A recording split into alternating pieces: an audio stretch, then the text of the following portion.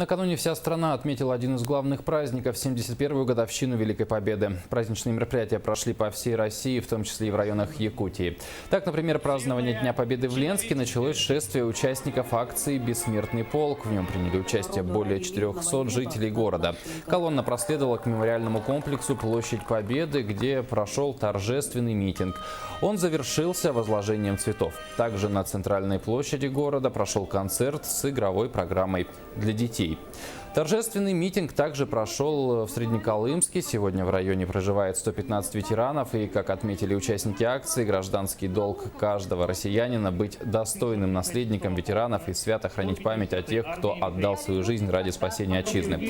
А в Алекминском районе в преддверии Дня Победы прошла акция «Свеча памяти», а уже 9 мая по улицам города прошел бессмертный полк, увековечив подвиг и неиссякаемую силу мужества тех, кто доблестно защищал родину от врага.